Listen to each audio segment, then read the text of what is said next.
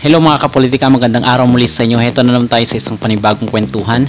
At kung kayo ay bago pa lang sa aking YouTube channel, please don't forget to like and subscribe. So mga kapolitika, ang ating pag-uusapan sa ngayon is itong issue ng speech ni Senator Amy Marcos dyan sa Tan-Ok Festival. Yung Tan-Ok Festival mga kapolitika is isang pagdiriwang dyan sa Ilocos Norte sa kanilang kultura at pamana.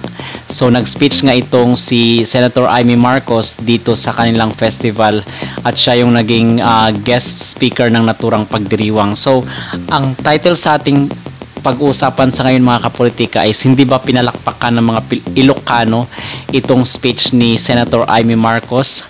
So yan ang ating sasagutin sa videong ito mga kapolitika, kasi alam naman natin na itong si Amy Marcos is merong mga polisiya nga itong si Bongbong Marcos na kanyang kapatid na hindi siya sang-ayon or taliwas siya sa mga polisiya ni Bongbong Marcos. But instead, mas kinakampihan niya pa itong mga polisiya ni dating Pangulong Rodrigo Roa Duterte. So ang tanong dito at malaking palaisipan mga kapolitika is nagkaroon ba ng tampo itong mga Ilocano sa kanya dahil sa hindi niya pagpapabor dito sa mga polisiya at mga desisyon ni Pangulong Bongbong Marcos? Kasi naging issue nga ito mga kapolitika, kasi itong mga Ilocano pala is solid dito sa angka ng mga Marcos. And in fact, ito ngang karamihan sa mga relatives ni Amy Marcos sa kanyang mga kapatid at mga pamangkin is nasa politika. So itong Ilocos is solid north talaga kung tawagin natin, di ba? And bakit nagtatampo sa kanya? Kasi nga nung nakaraang buwan is nagkaroon nga ng speech nagkaroon ng rally sa Davao, di ba? Yung prayer rally, kung yung matatandaan doon sa previous video natin is nagkaroon ng prayer rally itong kampo ni Duterte doon sa Davao at the same time itong kampo ni Bongbong Marcos dito sa Manila. But instead na pumunta siya dito sa kanyang kapatid dito sa rally sa Manila, is doon siya pumunta sa Davao.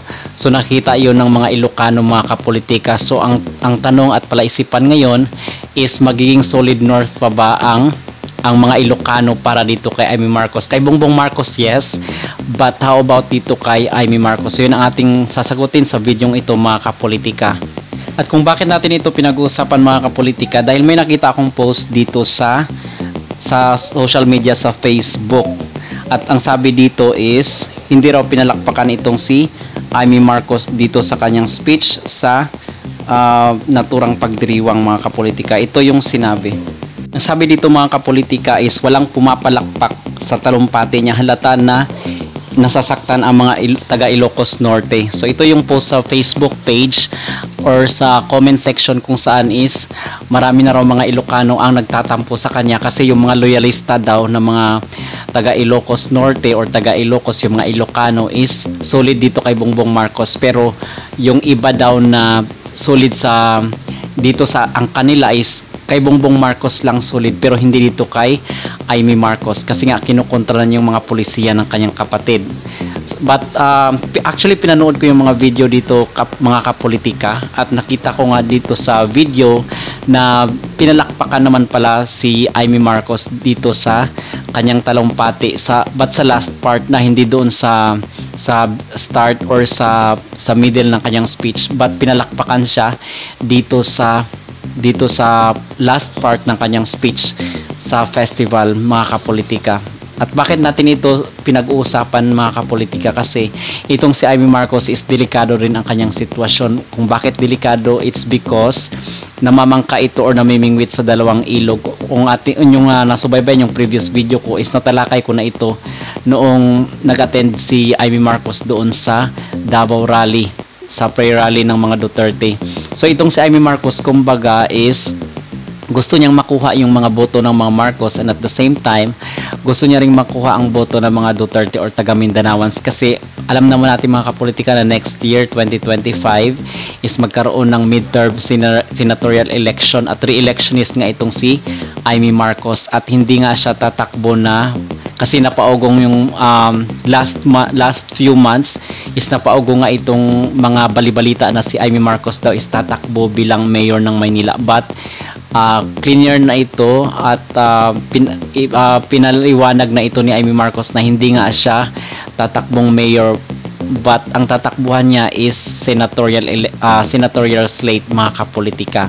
So ang nakikita rin natin dito, mga kapolitika, kasi itong si Amy Marcos is very active this past few days. Pumupunta nga siya sa iba't ibang lugar, sa mga pagdiriwang andito sa kung makita mo yung mga FB page niya is naglilibot na siya sa buong Pilipinas.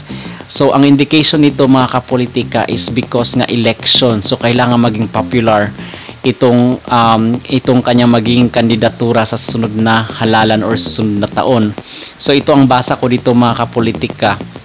Okay, but kung ako tatanungin nyo kung itong si Senador Amy Marcos is makakuha pa ba ng malaking boto dito sa mga Ilocano dito sa Solid North, ang sagot dyan, mga kapolitika, is yes, makakakuha siya. Pero dito sa Mindanao is hindi ako sigurado, kasi marami akong makakilala din na nagsasabi na wala na silang Marcos na iboboto. Maliban na lang yan, mga kapolitika, kung i-endorso siyang muli ng mga Duterte or dito sa kanyang best friend na si Inday Sara Duterte, kasi alam naman natin na best friend sila. So kung i-endorso ito ni Inday Sara dyan sa Mindanao, is malaki pa rin ang possibility na mahatak ng ni Amy Marcos ang mga boto dyan sa Mindanao. Pero hindi, sinasabi ko nga, mga kapolitika, hindi ako sigurado kung madadala pa ni Inday Sara itong si Amy Marcos dyan sa Mindanao, kasi parang nadala na nga itong mga Bisaya noong panahon ni Bongbong Marcos, kung saan is ikinampan niya ni Inday Sara itong si Bongbong Marcos dyan sa Mindanao. Okay? At ang sabi nga dito, mga kapolitika, kasi yung speech ni Amy Marcos doon sa Ilocos is Ilocano, so may script siyang binabasa.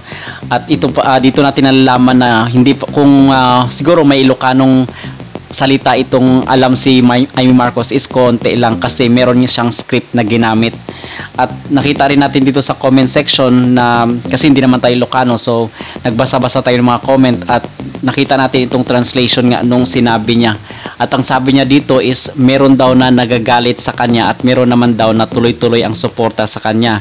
Kapatid daw siya ng Pangulo natin at isa siyang senador, anak daw siya ni Ferdinand Adrian Marcos, hindi raw niya papayagan na sisirain nila ang pangalan na Marcos. So kung bakit ito nasabi ni Amy Marcos, mga kapolitika, it's because alam naman natin yung hidwaan ngayon ng Uniteam, di ba?